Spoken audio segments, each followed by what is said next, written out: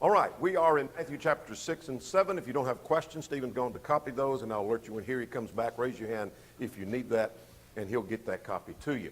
Here's where we are. This is our outline of the book of Matthew that we're following.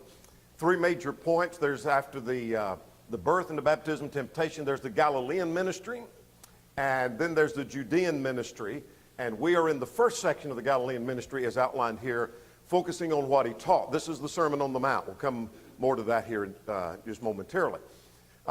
Even though we've already mentioned we're in the Galilean ministry, I'm going to look at this each time to remind you where we are to try to keep up with the ministries. But we're not going to shift gears till we get to chapter 19. We're in the Galilean ministry, and we're in chapter 19. We'll jump to the Judean ministry and the later Judean and the Perean ministry. We'll jump to all of that in chapter 19. So we have a ways to go before we get there. To review where we've been, chapter 1. All right, yes, the genealogy and the birth of Christ. Chapter 2,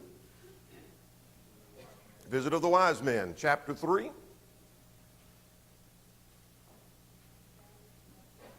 all right, John the Baptist and the baptism of Jesus. Chapter 4, temptation and the beginning of the Galilean ministry. Remember, that's where the Galilean ministry began. Now, chapter 5 through 7 go together as a unit of chapters. You hear me talk often about units of chapters. I like to think of blocks or units of chapters that lace together, like 1 Corinthians 12, 13, and 14, or Romans 9, 10, and 11. Those are units of chapters. Psalm 33, Psalm 34, units of chapters. Here we have a unit of chapters. Matthew chapters 5 through 7 deal with the Sermon on the Mount. Just remember that as a block of chapters. Now, each one has its individual connotation, but that's a unit of chapters dealing with the Sermon on the Mount. And so when somebody mentions Matthew 6, you know you're right in the middle of the Sermon on the Mount. All right. This is one of the outlines we've looked at concerning the Sermon on the Mount, looking at the entire sermon in full. And it deals with three major points concerning the citizens of the kingdom we've already covered. Then we got into last week the righteousness of the kingdom, how that it harmonizes with the Old Testament. And furthermore, how that it exceeds the righteousness of the scribes and the Pharisees. And today we're picking up on the relationship to God and the relationship to man, and then the exhortation to enter. So we're quite ambitious to get through the rest of that here in just a second. Now, let's look at this right here. Chapter 6. That's what we're ready for. Chapter 6. Question number 1, main point, chapter 6. Your relationship to God. The relationship to God is one of sincerity and not hypocrisy. And it is the idea of putting your trust in God. If you're copying that outline, that should be 19 to 34, not 19 to 24. So correct that on your notes if you are copying that. So we're going to get the gist of this. This is what this is about, getting the overall gist of the message of the sermon. But here's what Jesus is saying.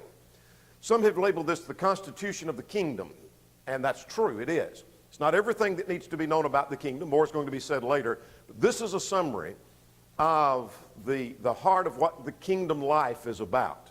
And so here he's saying that kingdom life, or being in his kingdom, has everything to do with your relationship to God. What kind of things does it have to do with in your relationship to God? Two major points. Number one, it involves sincerity and not hypocrisy. Jesus is saying, unlike the scribes and the Pharisees, he's already dealt with that in chapter 5, that this is, you're not going to be accepted in the kingdom based on hypocrisy, putting on a front or a veneer.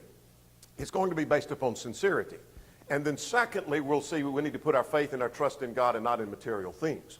So let's work our way through verses 1 through 4. Now I want you to notice, though, there are three themes that he talks about. Almsgiving, prayer, and fasting. And I put out to the side here, benevolence, worship, and self-denial. These are three basic elements that are involved in religious service. There's almsgiving, charitable giving, benevolence, whatever you want to call it. There's worship involved in religion.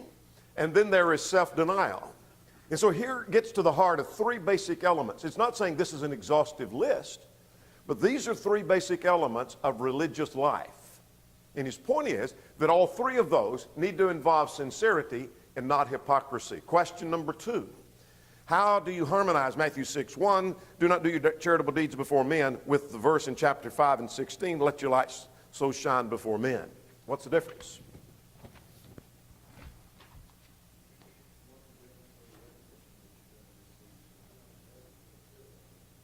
Exactly. It all has to do with the attitude. It all has to do with the attitude and the motive and the purpose for which you do it. So let's start with verses 1 to 4 as we work through. Here he's talking about almsgiving or benevolence.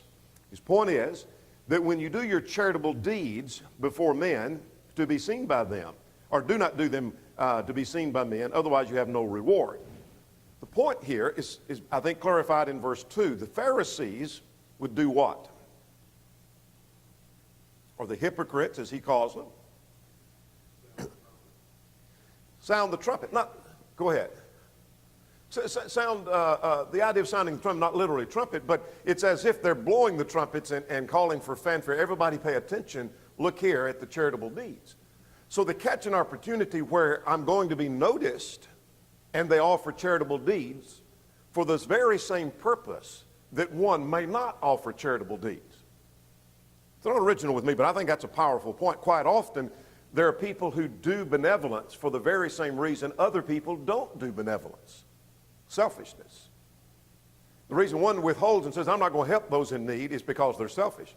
Some people are helping those in need for the very same motive. They're selfish because they're wanting the praise. They're not wanting to help, they're wanting the praise. And that's the idea here in verse 2. So they stand at the synagogues and in the corners of the streets, that they may have the glory of men. Now verse 3, do not let your left hand know what your right hand is doing. What's that about? Yeah, don't praise yourself.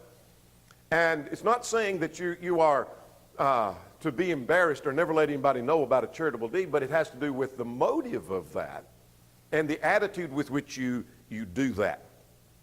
So it's not the public giving of benevolence that is wrong. It is the benevolence for publicity that's wrong. That's the difference. And so it's not that someone may be taking up for someone in need and you say, well, I don't want anybody to see me. I'll have to give this in private. I don't want anybody to see me do that. But what is your motive in giving? Are you giving in the presence of others like Ananias and Sapphira because you want some kind of credit for it? And we'll summarize these more in just a moment. Beginning at verse 5, now let's talk about the prayer and prayer life. Now, 2 or 3 things he says about prayer. In verse 5, don't pray like the hypocrites, or don't pray like the irreligious, he mentions here. Don't pray like them, for they are the religious who pray at the synagogue, standing on the corner of the streets that they may be seen by men. In other words, they're making great show and pretense of prayer. The emphasis here, by the way, is not on the place where you worship,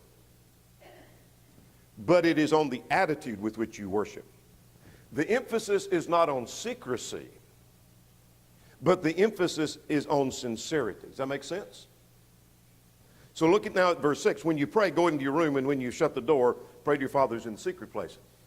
We miss the point if he's saying that when you pray, you've got to be in a secret place. Make sure nobody's watching, nobody's looking. Oh, there's somebody there. I will wait and pray till everybody's left, and then I'm now in my secret place, and I'm going to pray.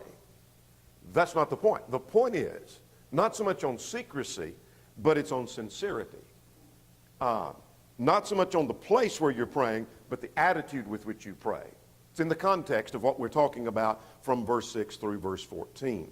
Now, at verse 7, let's talk about the vain repetition. But when you pray, do not use vain repetition. I think we have a question on that at question number 3. Vain repetition, the English Standard will translate that empty phrases, the New American Standard, meaningless repetition. This has to do with something that's vain and empty from the start. I've heard this quoted many times, and you have too, that someone who's praying and they pray the same thing 2 or 3 times in the same prayer, that's vain repetition, and the Bible tells us not to be repetitious. Well, in Matthew 26, Jesus prayed the same prayer 3 times the same night, didn't he? Almost identical words.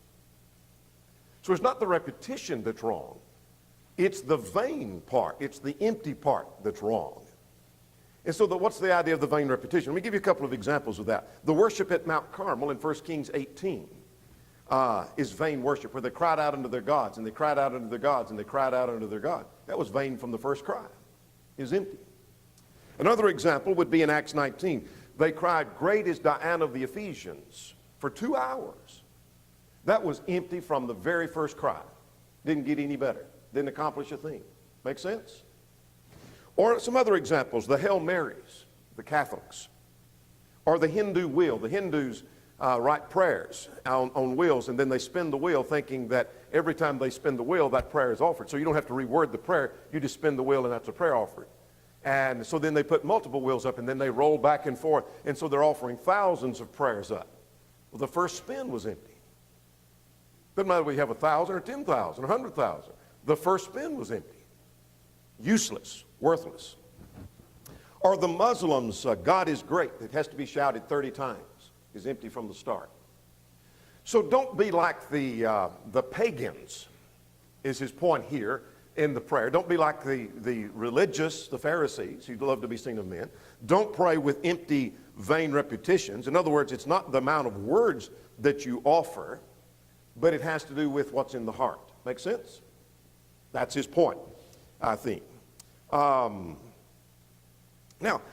could we be guilty of vain repetition? Yeah, if we utter a phrase that doesn't have any thought or any meaning behind it, it's empty from the very first time. For example, you sit down for a meal and you say, "We thank you for this food," but you're not even thinking about it. It's just a formula you go through before you dive into the food. And it's empty from the start. You could say, "Thank you for this food" 100 times. It doesn't mean any more the 100th time than it did the first time. Make sense? So we could be guilty of vain repetition. All right. Now, in verses 9 through 13, he gives a sample prayer. What do you have in the sample prayer?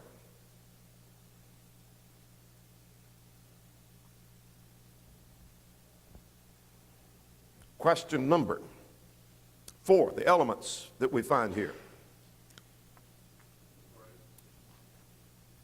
There's elements of praise, thanksgiving, there's request,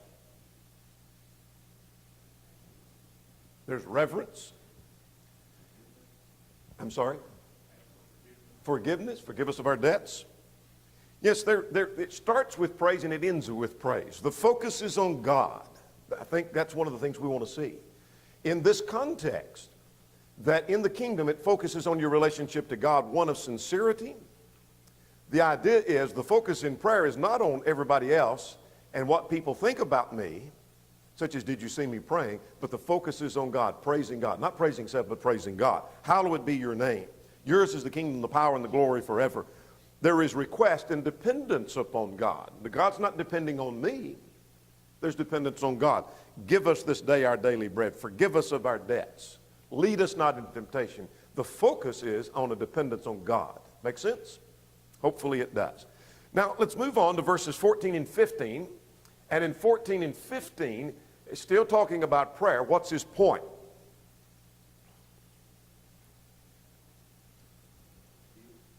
Forgive. Yes. He had just talked about forgive us of our debts as we forgive our debtors, and his point is that if we're not forgiving toward others, then God will not be forgiving toward us. I know that's a quick summary of that, but I want to get to the fasting found in verses 16 to 18, because we've got to try to make it through chapter 7 if possible. Now, the Pharisees, the hypocrites, they fasted with said countenance, and they disfigure their faces, that they may appear to be fasting to men. I think the focus is not just on fasting, but it's self-denial. And so let's back up and broaden that out just a little bit because he's focusing on these 3 basic elements: benevolence, worship. You say, well, how can you do that? Well, the prayer, obviously, is not just talking. I don't think the principle applies only to when you're praying. It would apply to when we're singing, any aspect of worship that we're offering. The same thing with the matter of fasting, any form of self-denial. So what did the Pharisees do?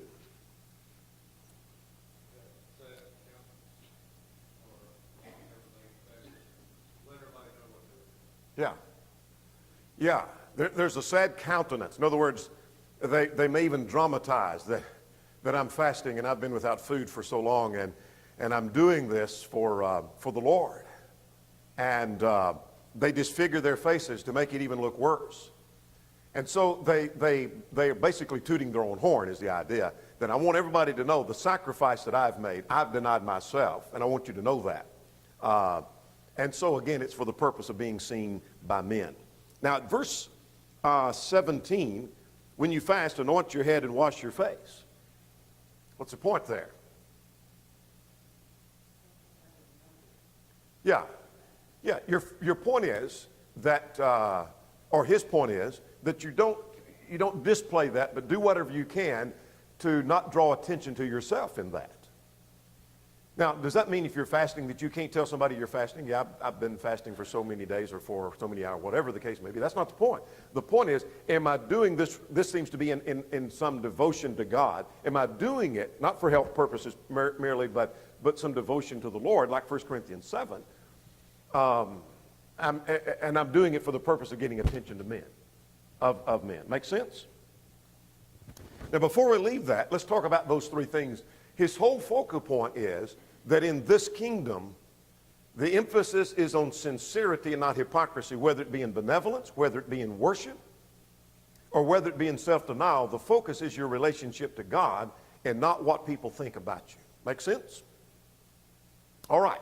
Now let's talk about 19 to 24. What's the focal point of 19 to 24? It's all about money and riches. His point is that in this kingdom it has to do with your relationship to God. So put your trust and your confidence in God and not in material things. Two things he talks about in that. Let's go to 19 to 24 first. In verses 19 to 24,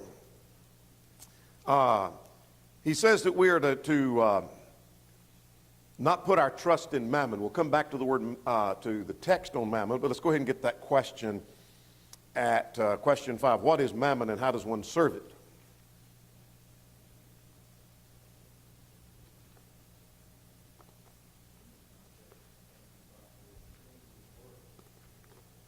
Yeah, it has to do with riches, things of this world, material things. And you serve it by making it your priority. So if material things ever get in the way of our service to the Lord, then it becomes our God. That's how we serve mammon. Mammon doesn't actually talk to you and say, here's what I want you to do, and so then you obey it. That's not the idea. But it becomes a God in that we make it a priority. So let's quickly go through 19 to 24 and get the gist. And the more difficult of the verses is going to be found in verse 23. Do not lay up for yourselves treasures on earth where moth and rust destroy and thieves break through and steal. In other words, material things, money, material things that are bought with the money don't last. Lay up for yourselves treasure in heaven because they can't be taken away. I'm going to summarize verse 20. Now verse 21 says, wherever your treasure is, there is your heart also. If you've got your mind focused on material things, then that's where your heart is. And that's your God. If you have your mind focused on spiritual things, that's your God, and that's where your heart is. Now, here's the difficult part. 22 to 24. I didn't comment in detail on 19 to 21. That's pretty simple. The lamp of the body is the eye. If therefore the eye is good, the whole body is full of light. And if the eye is bad, the whole body is full of darkness. If therefore the light is in you as darkness, how great is that darkness? Now, what on earth is he talking about? What he's saying is that he's talking about single-minded devotion is the idea here, about not putting your trust in earthly things. I thought I had another slide about that. Let me see if I do. I don't know that I brought that one with me.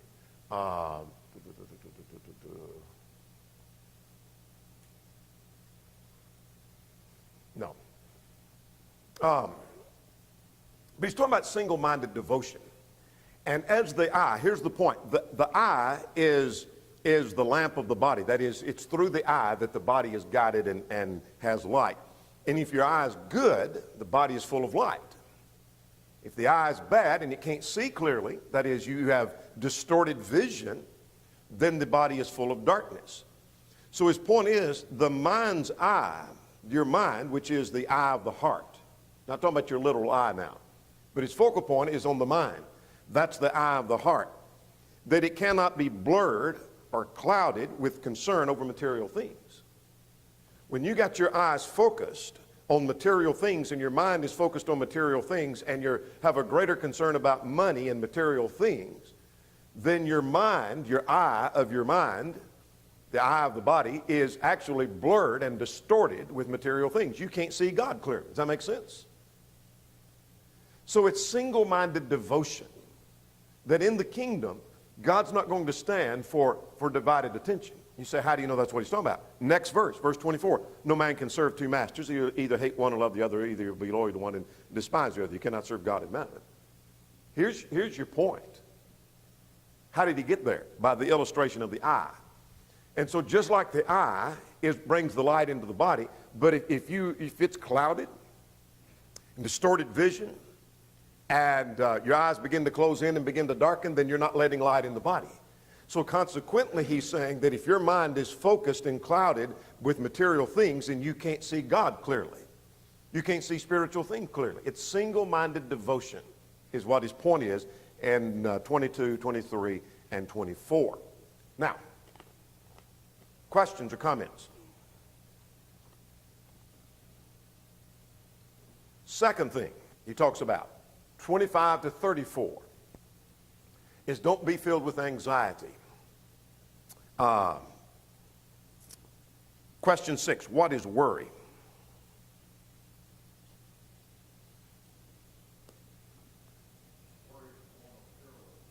It's a form of materialism. If you don't get any other point about this, you've heard many sermons, many lessons on worry and the uselessness of worry. I want you to get this point, that worry is a form of materialism. And so some outlines and some commentators talk about, Jesus talks about materialism 19 to 24, and then he talks about worry, another subject. No, he's talking about materialism from 19 to 34. This is materialism. In other words, when I'm worried about food and clothing and shelter, and I'm fretful and I'm all upset about that, that is a form of materialism. So let me picture two people for you, and they have the same problem. Then we're going to look through the text quickly.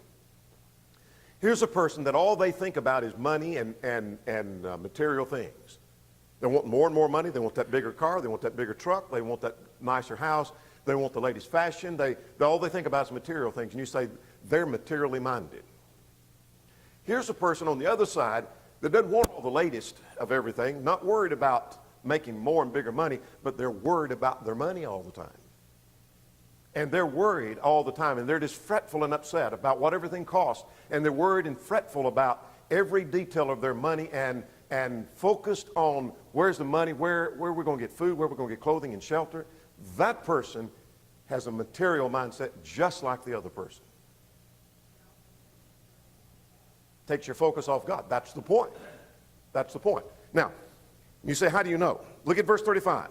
Therefore, verse 25, shows he's still on the same subject. This is an outgrowth of what he's just been talking about. Now, what did he say about worry? First of all, there's a prohibition to this anxiety at verse 25, and he says, don't worry about anything whatsoever. Don't worry about your life, what you'll eat, what you'll put on, your clothing, etc. Now, verses 25b through verse 34 basically is telling me about the folly of worry. Let's list four things. First of all, it shows we don't understand the value of things. I don't have this on the screen. Let me list the four for you. It shows that we do not have a proper value of things, like our own life, that your body is more than clothing. Is life not more than clothing, and body more than food, and body more than clothing? You don't understand what's really important if you're worried all the time. Secondly, verse 27, it doesn't do any good. Which of you by worrying can add 1 cubit to his stature? There's a translation issue and a textual issue here. As to what is stature, some translated height, okay? Which of you by worrying can add 1 cubit? I don't really think he's talking about height, because who really wants to add 18 inches to their height? They might want to add an inch or two, but who wants to add 18? That seems like a pretty good jump to go 18 inches. But let's go with that. Worrying, you can't add anything to your height. It probably refers to a milepost, to life as the New International, his age, Young's literal, or the measure of life, the American Standard. And thus 18 inches, when you put life, say of 70, 80 years, and you put that like into 70, 80 miles, 18 inches is a small amount. My point is, or the point may be, which of you by worrying about things is even going to add another 18 inches to 70 miles or 80 miles or 90 miles? That isn't much to add, but you can't even add that much by worrying. So whatever you come up with, the point is it's useless. Doesn't work. That's the point. The third thing is we are lacking in verse 30. If we worry, we're lacking in faith. You got your focus off God and you're focused on something else. And then the last thing is in verse 34, we have enough trouble today to worry about without borrowing from tomorrow. In other words, we're worrying, what are we going to do if this happens tomorrow? There's enough to keep you occupied for today without worrying about what's going to happen tomorrow, because tomorrow may not come. So there's folly in that. And then verse 33 says, here's what you do. This is the whole point of this section. Seek first the kingdom of God and his righteousness, and all these things. What are these things? Question. Well, I don't know what number it was, but we have a question on that. What's these things? Absolutely. It's the things that we've been worried about. Food, clothing, and shelter. Yeah. You seek first, and God's going to give you these. Doesn't mean we don't have to work for them. We might even get it by means of benevolence. But that's a solemn promise of God. You put God first in your life, and you're not going to have to worry about whether you have food, clothing, and shelter. You're going to have it. You may become the object of benevolence, but you'll have food, clothing, and shelter. God's going to take care of you. Now, the idea of seeking first means putting God first, I think. The kingdom may have to do, I think, with the idea of God's rule, which is what the theme of the sermon is about, God ruling in our hearts. Now, let's see if we can get through chapter 7. Chapter 7, 1 through 12, focuses that in this kingdom, your relationship is upon, has to do with your relationship to man. It's not just a relationship to God, but it involves a relationship to man. So let's start with verses 1 to 5. What's his point in verse 1 to 5? Judge not that you be not judged.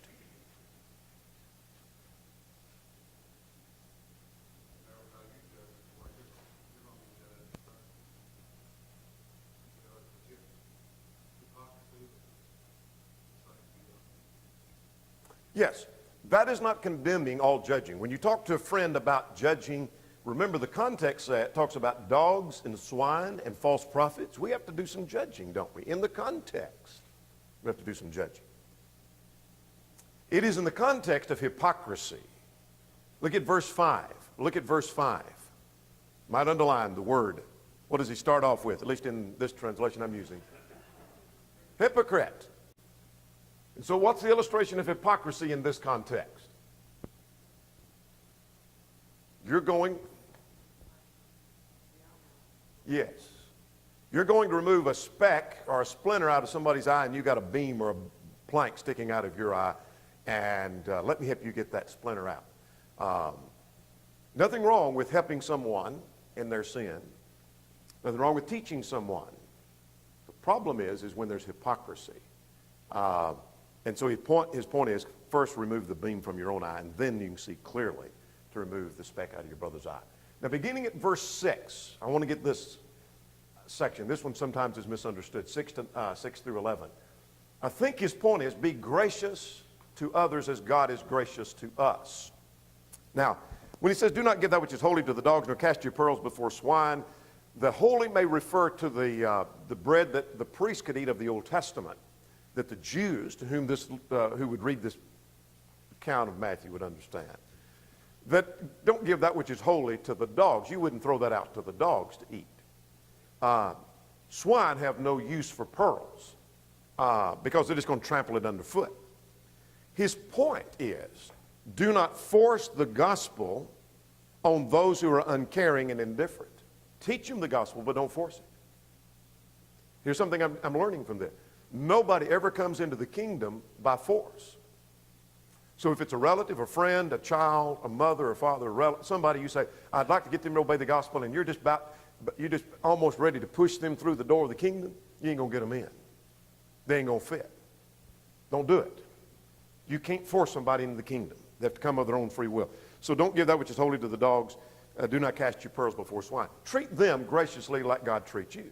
How does God treat us? Well, 7, 8, and 9. I think the idea of asking and you receive, seeking you shall find, knocking it shall be opened unto you, is that we ask of God, God gives to us. God's gracious. So likewise, be gracious to others.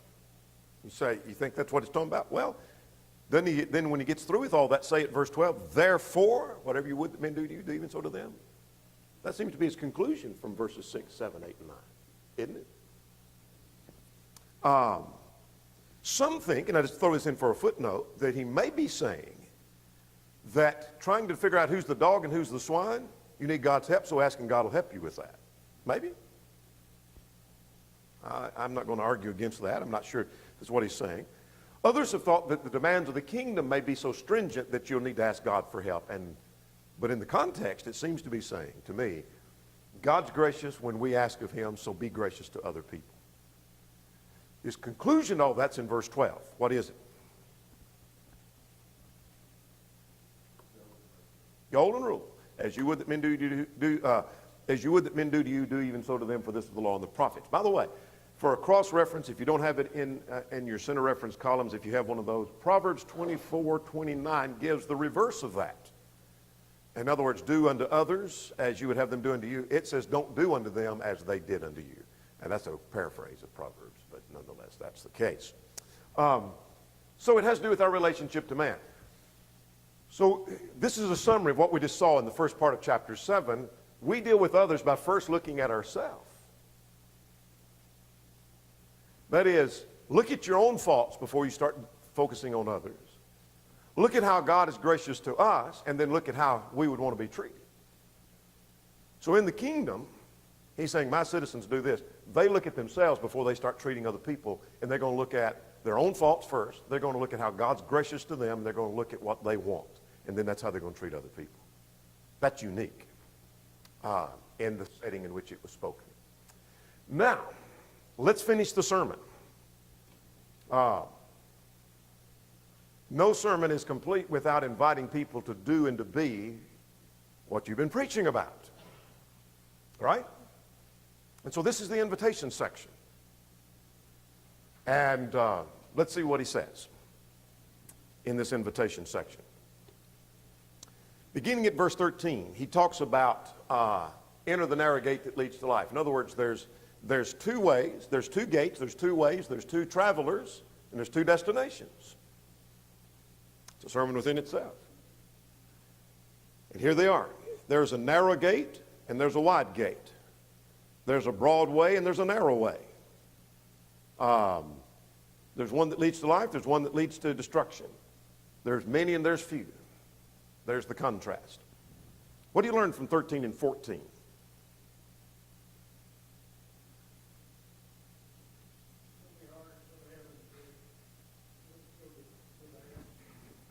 All right. Not everybody's going to make it. In fact, only a few, in contrast to the many. By the way, verse 14, the word narrow literally means to groan. There is some struggle. In other words, this idea of being in my kingdom is quite demanding. This is a radical change that's going to have to take place.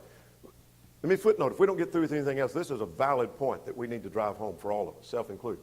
When we talk to somebody about the gospel, and we attract them to become Christians, and we picture as if it's going to be an easy life, and we picture as if this is going to be it's going to be real enjoyable. There's people here at church that you'll enjoy being with, and you'll make good friends, and it's just going to be a life of enjoyable. We've misled them. It may be some groaning for them to get into the kingdom. They may lose relationships. They may lose their life for the kingdom. They need to know what they're getting into.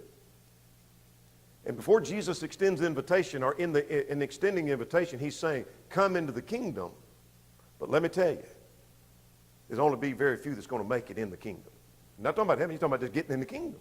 Very few are going to make it. In fact, the gate is very narrow. You're going to have to groan maybe to get in. There are people who've lost their family relationships to get into the kingdom. They've lost their jobs to get into the kingdom. They lost their heads because they got into the kingdom. Oh, yes, they groaned. It's not going to always be easy. Now, beginning at verse 15, don't let the false prophets turn you aside.